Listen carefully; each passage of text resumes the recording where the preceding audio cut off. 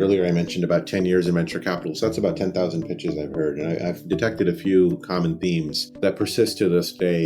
The first one is that you should just say what you do in really simple words in the first 30 seconds of a pitch.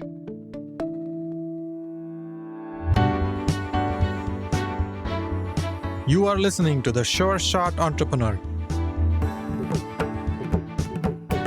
a podcast for founders with ambitious ideas. Venture capital investors and other early believers tell you relatable, insightful, and authentic stories to help you realize your vision.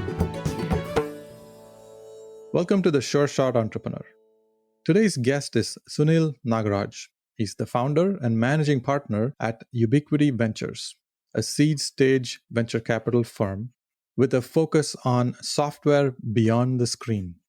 Let's find out what that means and how software has transformed many real-world physical problems and made it possible for us to go into the future with new greenfield markets.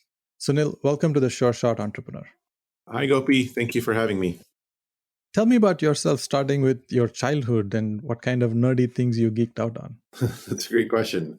I like to think of Ubiquity as a nerdy and early venture capital firm, and I mean that. To be clear, I think of someone nerdy as somebody who's just so deeply obsessed with something that they know everything about it, and they have to share it with the world. So with regard to my childhood, I grew up in Raleigh, North Carolina, child of two immigrants, older brother, younger sister. What that meant was we were always tinkering with things, playing with things, exploring things. There was a lot of technology floating around the house in the mid-'80s. We were always poking around in the computers, fiddling around with BASIC and Turbo Pascal and other programming languages.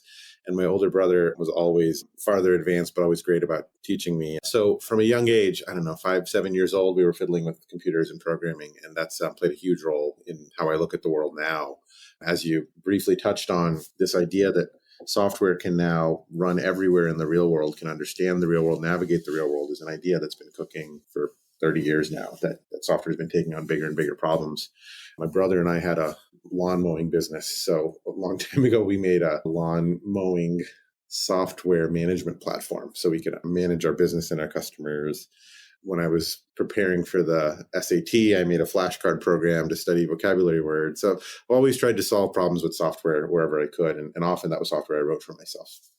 That's very interesting. How did that translate to venture capital? What got you excited about the venture capital world? I first heard that venture capital existed in 2004, probably. I had just started my first full-time job. I graduated from University of North Carolina at Chapel Hill with a degree in computer science in 2004. And I moved to Atlanta in Georgia to work at Bain & Company. This is a management consulting firm. And actually, it didn't have very much to do with technology. It just had to do with beefing up business skills. And nights and weekends, because I missed coding, when I came home from my business job at Bain, I would turn on my computer and start coding. I did a bunch of different independent projects to try to stay sharp, to try to keep my coding skills sharp. It was along the way there that I was reading TechCrunch and just started to learn that venture capital was a job, that there are people who get to throw darts at the board and decide or guess where the world is going. And if it works, they get to be part of a great success story and make a lot of money along the way. That just sounded like a dream job. It would be 7 years later that I would actually get into venture capital. I dabbled with trying to get into venture capital earlier along the way, but it wasn't until 2011 when I joined venture capital. And even when I joined venture capital, in the interim, it was 3 years at Bain, 2 years at Harvard getting my MBA, and then 2 years as a founder. That brings you to 2011. And that's when I got into venture capital. And it was at that period, I think, having that curiosity for nerdy new technology paired with a strong business foundation was, I think, what allowed me to get in. So it has echoes of my childhood technical curiosity. So you were born as a geek and you played with software pretty much throughout your childhood. When you moved into the business world, you kept that part and you were building things on the side. And eventually you decided to start Ubiquity. What's the genesis of that? Why did you decide to start Ubiquity and what was the origin of the story? That's a great question. I'll start by tying it to my childhood. I just remembered one other element. There was a TV show some of your listeners may remember called Beyond Tomorrow or Beyond 2000. It was on Discovery Channel, I think. And it was this show that just featured new technologies. I remember watching it when I was 10 years old, 5 years old, 15 years old, for a long time. It was always featuring the new technologies that are going to be changing our world. And I always found that so fascinating as a kid. And now with day-to-day as a venture capitalist, you may agree as well, Gopi, but a lot of the day is spent just listening to cool new technologies from passionate people. With regard to the actual genesis of Ubiquity, so I joined venture capital in 2011, just over 10 years. Last month was my 10-year anniversary of joining venture capital. I joined Bessemer Venture Partners, and I was at Bessemer for 6 years. During that time at Bessemer, I learned two things. One is how to do venture capital. And the number two is I learned to start to identify nascent trends and catch them at the right time. One of the trends I saw is what led to Ubiquity. During those 6 years at Bessemer, this is 2011 to 2017, I was working with a few partners at Bessemer, primarily David Cowan, and we did a little bit more of the deep tech investing, a little bit more of the non-traditional investing. This included a metal 3D printer, Velo 3D. It included a rocket that goes to space called Rocket Lab. It included a satellite company called Spire. It also included more traditional companies that have done really well. So Auth0 was a developer tool for security that I seeded and led the Series A. They sold actually for $6.5 billion. I handed Twitch their first term sheet the first time after they pivoted from Justin TV. So there was a pivot of a balance of mainstream investments as well as intrepid investments. Out of some of those intrepid investments, I started to see a recurring theme, which is that areas that felt very different than mainstream software were starting to behave software-like. When you go to a 3D printing company, a metal 3D company, Velo 3D, they have a laser that melts powder, to put it really simply. Now, the way that they work, though, is they're not so focused on the mechanical parts of the metal 3D printer. Almost all of their work is in C++. They talk about 2-week sprints and Agile. They talk about analytics and closing the feedback loop and having over-the-air updates. These are the same ways that people talk about Angry Birds, the software, or Facebook or Gmail. So I was starting to see these parallels between how the real world was built, how real physical things were being built, and how they really weren't as monolithic or slow moving as many investors I know thought they were. So as a investor, I'm always looking for great opportunities, but most importantly, I'm looking for great opportunities where other people haven't realized it yet. And this is what led to Ubiquity, this notion that software that's really powerful, that we can build really effectively, software can now leap off of the computer screen and land in the real physical world, far away from a computer or a mouse. What that means is when you get into your car, we now actually take this for granted. We're using software. When a Tesla can suddenly go 0 to 60 half a second faster with an over-the-air update, your car has to reboot, your book has to reboot. These are crazy things to have said just 10 years ago, right? That would have sounded like complete nonsense.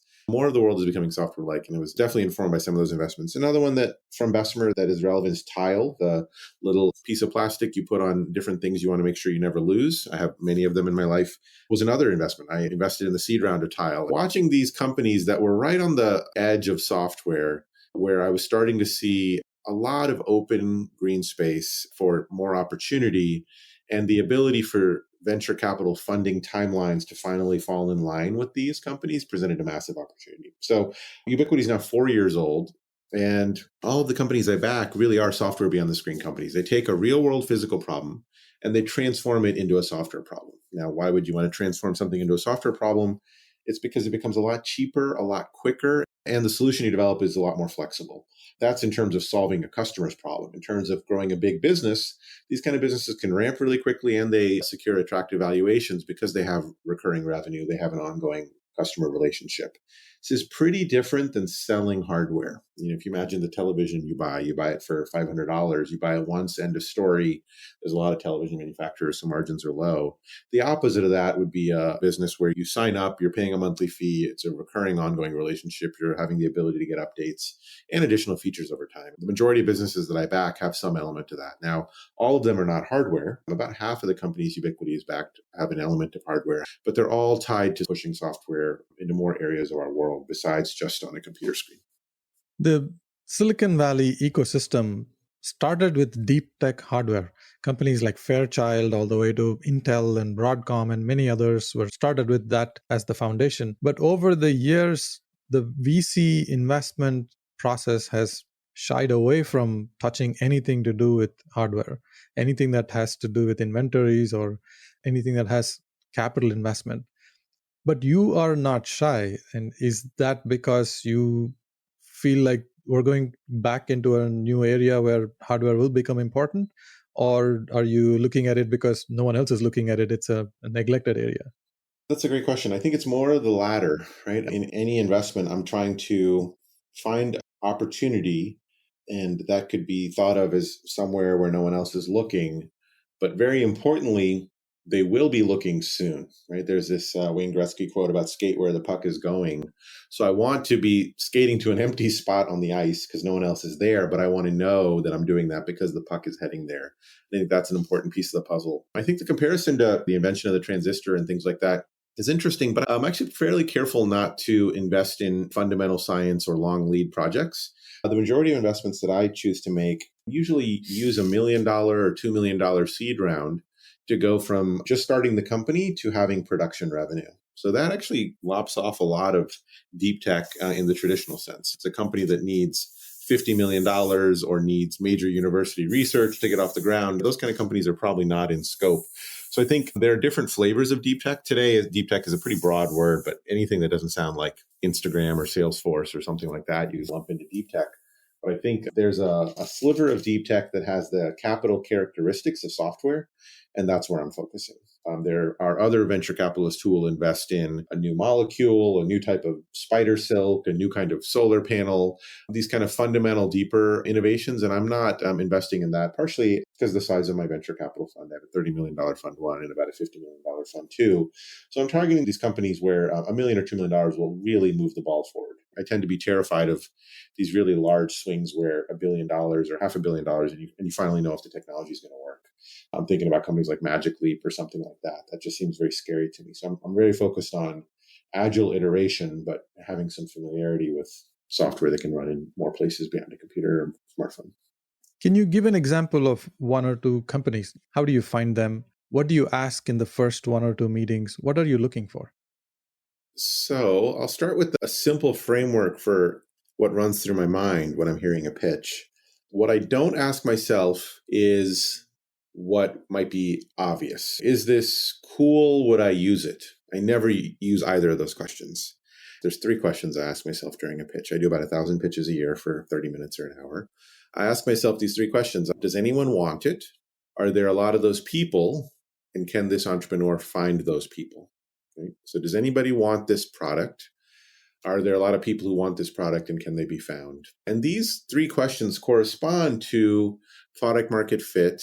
Like, does anyone want it? Product market fit. Are there a lot of those people? That corresponds to addressable market.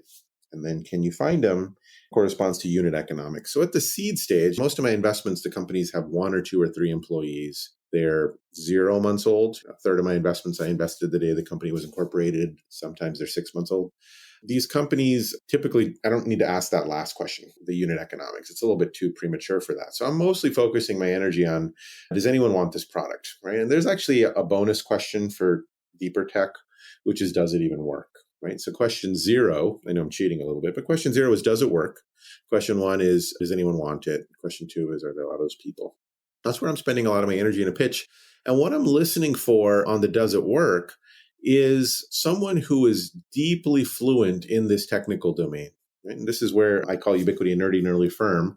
I think of myself as a nerd that can follow a lot of technical concepts. I also have a nerd crew called the Extended Team that helps me to decipher whether different people and different technologies are legit. I don't want to be sold on snake oil, if that makes sense. I don't want to go off the deep end with technology that's going to take too long to develop or technology that's not really working. So when I think about does it work, really the first question I ask during a pitch and the first question I'm trying to answer, I'm listening often for if somebody is fluent in their area. And that's actually a little more subtle than it seems. Every domain has its own small manners of speaking, but I'll give you a concrete example. If someone said that they were coding HTML last night, it's 100% chance they don't know what they're talking about, right? No one codes HTML. You write HTML. And that's just a tiny little detail. But if you don't know this domain, you might say code. I learned how to code HTML, and you just know immediately the person isn't actually that technical. In the same way, there's a million different ways to look for little tells like that I'm listening to, in addition to what's shown on the beautiful slides, to assess if this person has the technical chops, if they have the background, if they speak with fluency about their technical domain. Then the other half of my energy is spent on, does anyone want it? That sounds like a simple idea, but sussing out a signal with high integrity, high fidelity that people really do want this is a tricky thing. Not only do I want to know that there are people that an entrepreneur doesn't know, right? So it can't be your brother or your professor or your best friend. Someone that you don't know is jumping out of their seat when you describe this product. That's the signal I'm looking for, right? It's not that you have already have millions in revenue, because then you'll raise a Series A. It's also not that you know this is the way the world's going to work. Having faith is not sufficient for me either. I want to see the first twinkle in a potential customer's eye that says, wow, I've been in this industry for a long time. I've never heard anything like this. If this person built it, I would love to have it. That's what I'm looking for. Addressing this spark that the dream of an entrepreneur has actually made first contact with the potential customer, and it actually sat well, that it generated some interest. So I'd say those are the primary things. And this has been true for many of the investments I've made, whether it be investments in companies that put software on cows. Earlier, you asked me to mention a few examples. There's a portfolio company of Ubiquities called Halter that turns cows into software. We jokingly call this technology cowgorithms. And the idea is that with a small piece of smart hardware, you can have a collar that goes around the neck of a dairy cow. And once your dairy cows on a pasture all have this halter collar, you now have the ability to monitor and move these cows with software. Moving involves the use of sound and vibration to coerce these cows to move any direction you want, forward, left, back, or right. With those two basic primitives, to use coding speak here, with those primitives, you can now construct any functional code or conditional code on top of that. That means you can say every day at 6 a.m., bring all my cows to the milk shed. You can do, again, coding speak, you could have a cron job, a nightly timer or a daily timer every day at noon. Make sure that you bundle that with conditional code too. So you can read telemetry off the cows. You can construct conditional code. So you could say every day at noon, a process triggered by a cron job, check and see if any of my cows have eaten less than this amount of food. If so, then send them to the next patch of grass, the next paddock first. So this notion of a software controlled, a software driven farm, I don't think anyone will disagree. That is probably the way the world should work. And when I heard this pitch, I felt the same way, but then I wanted to validate with real farmers, real dairy farmers, that they agreed with this. It helps in this instance that Craig Piggott, the CEO, grew up on a dairy farm. His family still runs a dairy farm. He's intimately connected with the problem, but he was able to also apply deep tech to the solution. Those are the signals I'm looking for when I hear a pitch, is this elegant combination of technical depth and first prospective customer contact. I see that you're looking for a few specific things and you're very clear about your filters. Who are the people who would want this? Where are they, and can you find them and sell to them? Those are pretty pointed questions that you're looking answers to. When you talk to these companies, are there challenges that these entrepreneurs face when they tell the story to you? Would you like to give them a few tips on how to prepare before they meet a venture capital investor to tell their story? Yeah, I would be happy to. Again, earlier I mentioned about 10 years in venture capital. So that's about 10,000 pitches I've heard. And I've detected a few common themes that persist to this day. The first one is that you should just say what you do in really simple words in the first 30 seconds of a pitch. It probably sounds like a very obvious statement, maybe even remedial, but say what you do in the first 30 seconds. I would say over 50% of the pitches I take do not do this. They don't do it even 30 minutes in. I think there's a natural temptation to want to tell a beautiful, elegant story and build up context and have a big reveal about 30 minutes in. But in most cases, it's easy to lose an audience if you don't just spit out what it is. When I say describing what it is, there are fancy ways to describe something, a synergistic platform for collaboration. That doesn't mean anything to me. If you notice the way I described Halter, I said it's a collar that goes on a cow that helps you move the cow. Now, there's a much broader way to describe this. It's a dairy farming productivity boosting platform, right? But I like, and I think most VCs would appreciate a clear, straightforward description of a company early on. And there is the tension of trying to convey a big picture and the long-term vision. So I would encourage most entrepreneurs to include both. But to get that out really quickly, just to anchor, is something really important. When I coach entrepreneurs, I back. So I back seed entrepreneurs. After 12 or 18 months, they go on to raise Series A rounds. When they do so, when I back an entrepreneur, they raise a Series A at double the industry average. 91% of my seeded companies raise a Series A. Part of that is telling the story properly. And what I push all of them in doing this, I always want slide one to just say what it is, how much you've raised, how many people, and not like hide any of that or try to bring it up in a beautiful narrative. What belies this, maybe the soapbox of mine, is that Often storytelling can get in the way of basic understanding. So I wrote a blog post. You could look it up. It's about the hierarchy of pitching. I'm comparing it to Maslow's hierarchy. Before you can feel actualized, you need to have warmth and food in your belly and a warm place to sleep at night. In the same way, during a pitch, before you can get excited about the future of a product, when you hear a pitch, you just have to understand what the product is. If I can only tell entrepreneurs one thing, it's just communicate what the product is as quickly as possible. The second thing I would share as advice is to, as quickly as possible, position your product through a customer's eyes. That's also a much more helpful narrative. It's tricky because most entrepreneurs arrive at their product, they build their product from their perspective, and there's reasons that they do so. I'm asking them to then flip it around and speak in terms of a customer. Here's a potential customer. Here's what they were doing today before I met them. Here's how I would meet them. Here's how they might use my product. That can contextualize a product in a really helpful way. Telling a story for a seed stage company is a really tricky element, right? You can't answer questions like revenue or acquisition cost. You have to build up to the product, but doing so with that lens can be really, really helpful. When you meet these entrepreneurs, not every one of these conversations turns into an investment. In fact, very, very small portion of them turn into an investment. And you've met thousands of companies over the years. What can they get out of the 1 hour conversation with you? I'm glad you're phrasing it that way, Gopi. I think it's an unfortunate data point, but one that folks should internalize. 99% of pitches are not going to result in investment. Perhaps it's 99.8%. So having another goal to get out of a meeting beyond capital is really helpful. I agree. It is useful to think of it that way. I would say VCs categorically, or all VCs are going to be pretty good at two things. They're not good at that many things. We're definitely not good at building companies ourselves. That's why we back entrepreneurs. But we are good at hearing about a lot of things. So we have incredible landscape awareness that most entrepreneurs won't have. We will have heard of 20 other companies in your adjacent space that just aren't on your radar because you're too focused on working on your product.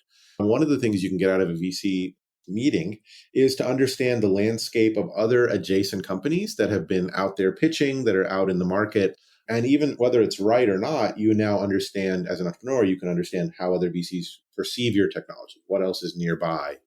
The second thing that VCs can often do is to distill a 1 hour meeting into like 5 seconds. So Gopi, you and I have invested together, for example, and you or I might take a pitch for an hour, hear a really beautiful, thoughtful, interesting pitch from a thoughtful, smart person.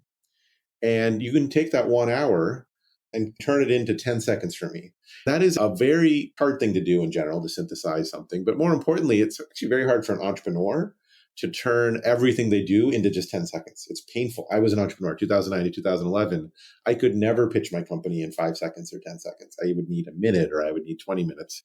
If you're in a VC pitch, you can hear how they're describing your idea back to you, so you understand simple ways to position your product. I actually find this is helpful with journalists as well. If you ever push for getting press as an entrepreneur, you'll see journalists are really good at writing about your company in a way that's interesting to more people and cuts to the essence a bit more than from the entrepreneur's perspective.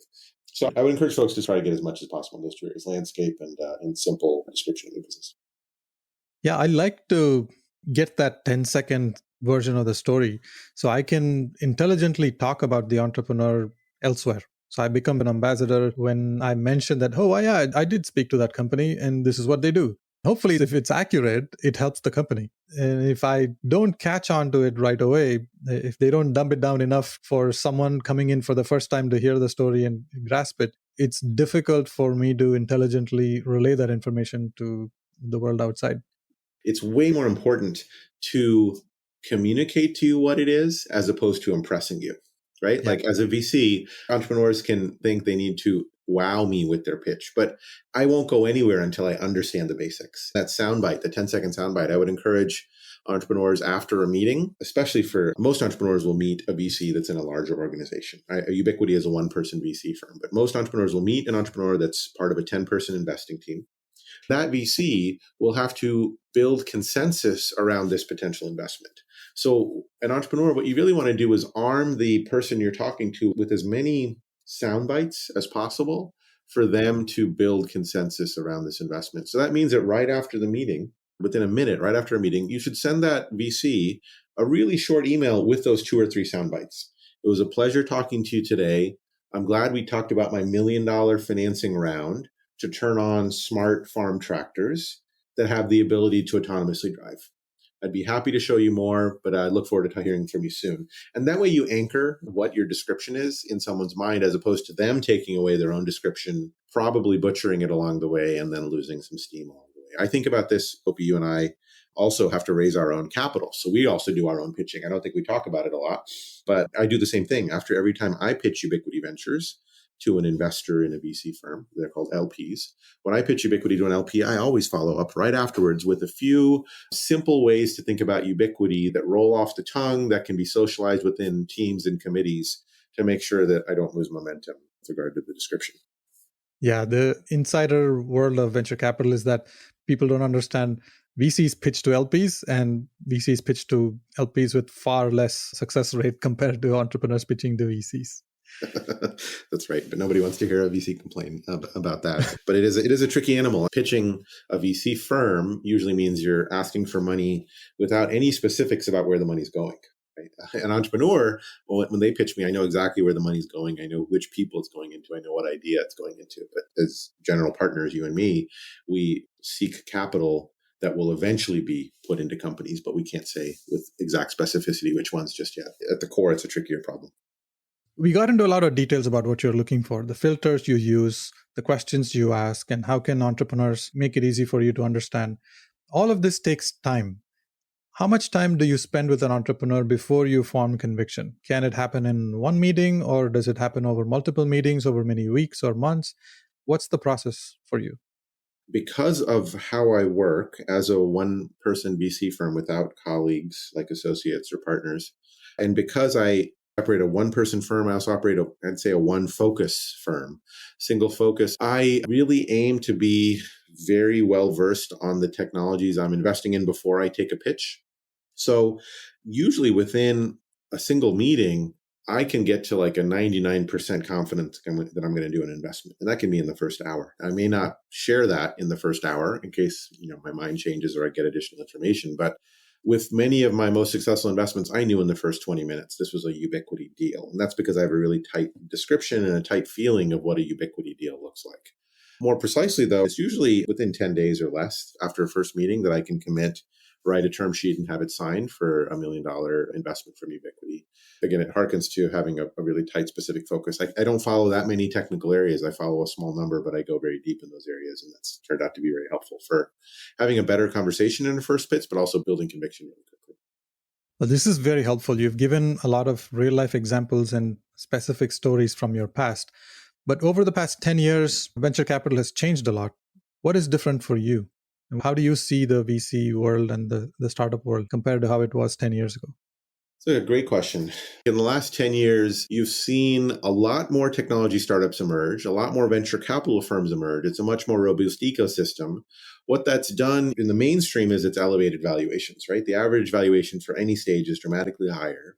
That's probably a cyclical thing, but we're at a high point in the cycle. Another element, though, and this is a bit of a pet peeve, is you see folks that are manipulating the words for these different financing rounds to adjust the traction hurdle that's necessary.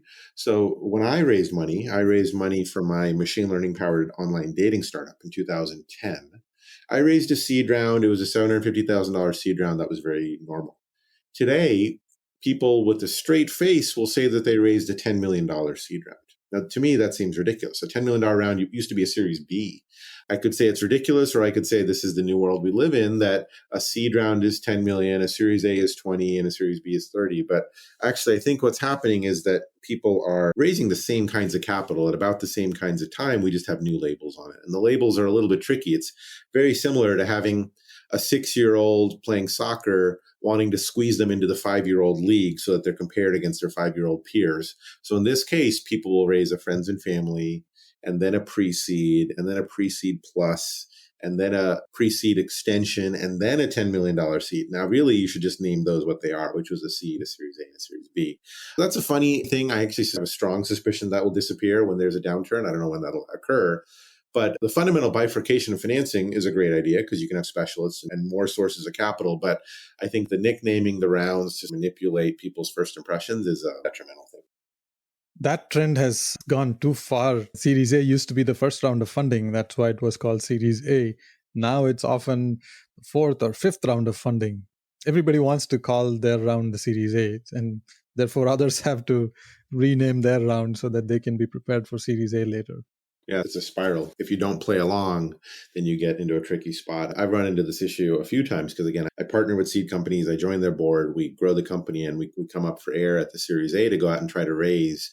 And often just the level of quirky signaling. So if we wanted to, let's say, raise a $7 million Series A, what can often happen is people fellow VCs I know, I will say, hey, my company's raising a $7 million Series A. Their first reaction is, is something wrong? Why aren't they raising a normal $12 million Series A? And so you have this just whiplash back and forth as to which direction you should go. Should you raise a 12 even though you don't need 12? Should you go ahead and aim for that? Or can you raise the amount you want and still use those words? Or will you be judged? I mean, underneath this is all heavily superficial, right? We should call that out. The real game here is build a great product, customers are happy, generate lots of revenue, and have a great path. This is all icing, but it is critical to have that oxygen to grow. And weird perception quirks is actually pretty important to getting your foot in the door. So I'm constantly tracking it as well to figure out what are the right words to use for each round and what is the right financing path and what is the hurdle that unlocks future financing for my seed investments. I want to switch to the next part of our conversation and ask you about your community involvement. Is there a nonprofit organization you are passionate about? Which one? I just became president of is the Astronomical Society of the Pacific. This is the world's largest astronomy education society that's focusing on bridging the worlds between professional astronomers, amateur astronomers, and the public to share excitement about astronomy, to share excitement for looking up. One of the things, for example, that we've worked on at the ASP is the creation of a Girl Scout badge for astronomy, which is just a great, I don't know if this is a good expression to use, but I'll use it anyway, a good gateway drug, right? To have folks get into astronomy as a gateway into science is fantastic. It's also great to get into astronomy to stay in astronomy. But I think everyone at the ASP and myself included don't think that every single person on Earth will spend their lives in astronomy, but it is a great way to connect the real natural physical world with the conceptual math, physics, chemistry. It incorporates all the disciplines. An endeavor to pull more people into this nerdy topic and have them experience something that we find so enchanting, magical, and yet grounded in science and math. As a fellow stargazing geek, I love this. Do agree with you that astronomy is probably one of the friendliest parts of sciences, which is easy for people to relate to, easy to get attracted to. So I'm delighted to see that you're using your efforts to bring science forward. Thank you very much for spending time with me today, sharing a lot of very, very interesting stories, personal stories, and specific anecdotes on what works and what doesn't work in the startup ecosystem. Thank you for listening to The Sure Shot Entrepreneur. I hope you enjoyed listening to real-life stories about early believers supporting ambitious entrepreneurs. Please subscribe to the podcast and post a review. Your comments will help other entrepreneurs find this podcast. I look forward to catching you at the next episode.